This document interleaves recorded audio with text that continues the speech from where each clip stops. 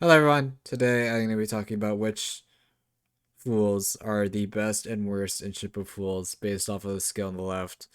First of all, a disclaimer, I am only one person, this is my opinion. You can go ahead and disagree, I'm okay with that. Um, but this is based off of my experience as a player in Ship of Fools. Um, go ahead and disagree. I'd actually like to see your opinion, so if you do, comment. So, without further ado, let's get started. First of all is Quill, and I know what you're thinking. She's probably the best character in the game because she gets gained from the Eye of the Storm. You get to defeat the Eye of the Storm, and then you get this character. She's just bad. um, the ability to stack damage on a single target is okay when you until you realize that most enemies in this game are not really the same target that you're hitting over and over again. Like, technically, yes, an enemy like the bosses that is part of the boss, but they all count as separate entities. Like, each tentacle is a separate enemy. And so when you shoot that tentacle, it's going down. You're not getting much of your passive ability usage. Um, so no, she's Quill's bad. Okay, so Betty, she's terrible. Cool concept for an ability, but horrible. Um, Gaining rage off of being beat up, just doesn't work. Um, like the way rage normally works is you take damage, but in Ship of Fools, you're not the one taking damage, your ship is. So they had to move that rage over to a different ability, and that ended up being Hurts getting stunned. Um, that's awful. um, you either have to get hit by your paddle by your teammate, which isn't even possible in single player, or get shot by a laser. Neither one helps you in enough. Like, I mean, neither of those help you enough to level out the disadvantage of activating your passive. It's just useless. Lottie, really, really good ability. Um, Probably my second pick for multiplayer. So like whenever I play multiplayer, I'll play one character and I'll play Lottie. Lottie has the ability to expand the value of your items, your ammunition by a lot. Um, Especially in actually in both game modes. In single player, I can't be constantly reloading my autocannon's shots, and Lottie regenerates them for me. And in multiplayer, I'm always running around with my paddle, and then so I could just run back, fire a shot, and then leave. It's especially valuable when you have like the ammunitions that are very low in amounts. So like the seagull and the crab and bombs. And sometimes the birds. It gives you basically an infinite resource, and there's just so much more value that you get when you use that. So Lottie, really good ability, really good character.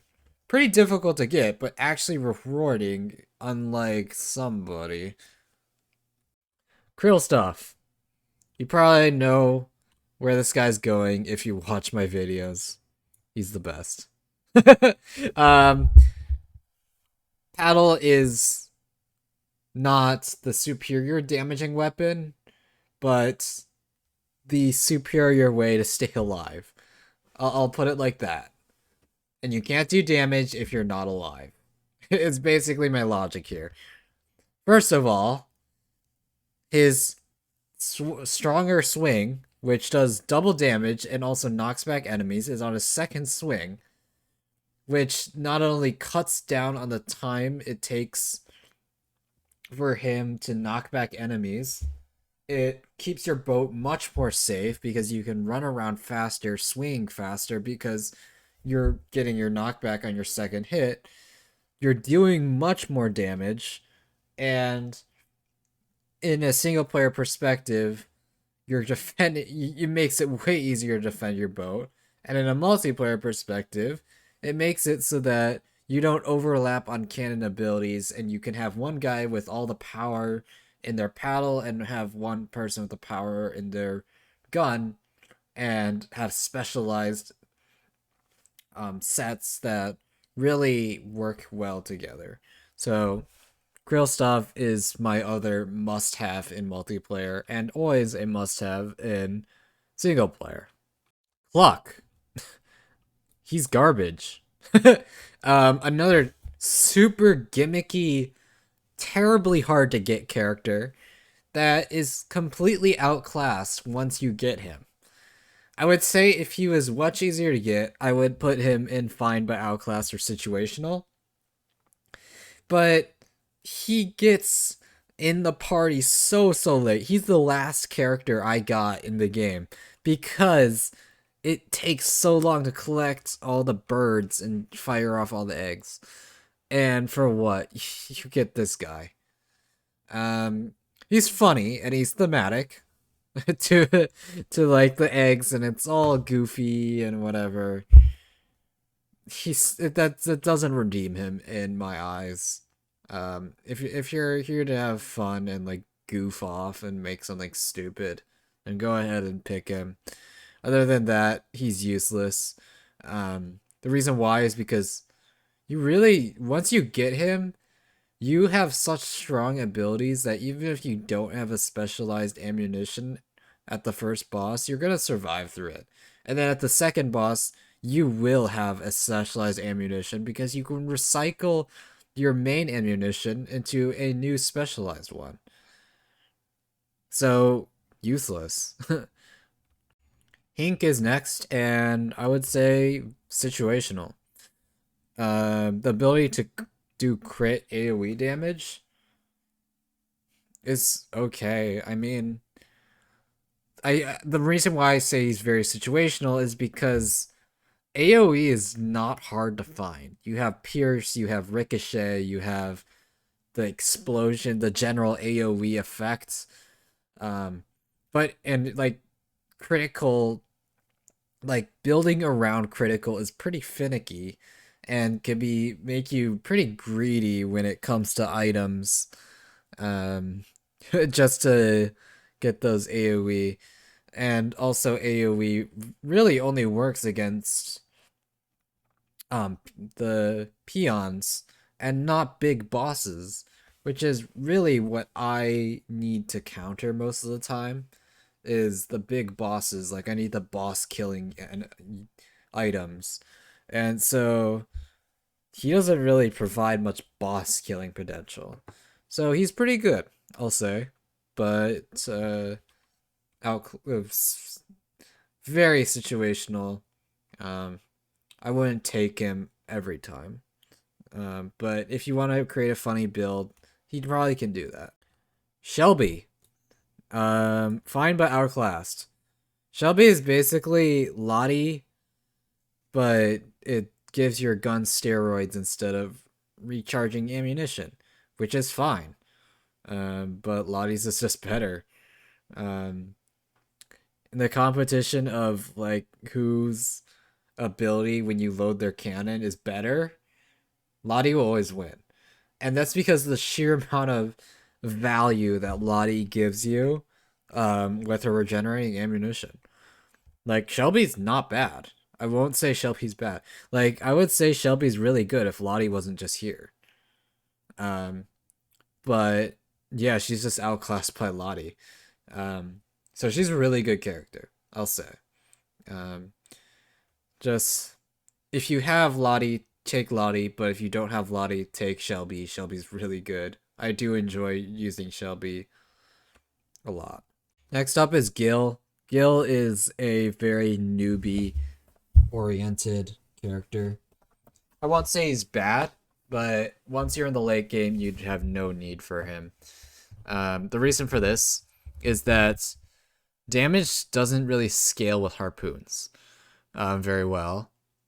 But in the early game, you are very starved of damage, and harpoons are very strong, one, and two, you have very few of them. And so getting hits with harpoons and regenerating them, as long as you're accurate, you're conserving ammunition, and you're doing a lot more damage, and you're able to pull in resources without the fear of losing all your harpoons. So, pretty good ability in the early game, but once you get to the late game, he's just fallen out of... His use is gone, basically. Finley is in the same boat as Gil in the fact that he has a very early game oriented ability. And that makes sense because he's unlocked very early. But he kind of falls out of favor in the late game. This is because his ability to give you items when you repair your boat, it's good in the beginning, but then eventually you just become overwhelmed with underwhelming resources that you don't need, that you can't store on your boat and you can't use in the late game, especially when you have all these resources, all this HP that you can conserve, and Finley's not gonna be needed very much. So very good in the early, but for me falls out of favor as a late game player. Now finally we have Todd. I'm gonna put him in the fine but outclassed. And that's because we only have one spot for the best paddle character in the game. Why is Krillstoff's better than Todd's? Well, first of all, Krillstoff has the 2 hits, while Todd has to have 3. Todd may have more attack speed, and more range, but Krillstoff always hits the 2 hit. And the KB is really what I'm looking for. The damage comes second. Because survivability comes first, damage always comes second. But he's still really good, and you unlock him right at the beginning, so use him. He's really good in the early game, I will say that. Honestly, everything but the just bad category I would use.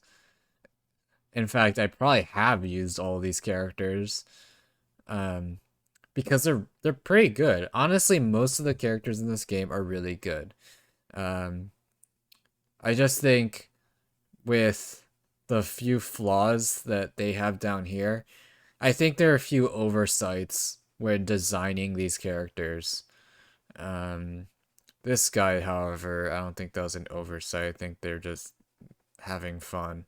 Which is completely fine. I do enjoy a joke character. But that doesn't mean he's good in any way. Anyways, thanks for watching, everyone. That's my opinions on everything. Go ahead and tell me what you think. And if there's anything you want to see in the future, go ahead and let me know. I would like to see any feedback that you guys have. Thanks for watching. Goodbye.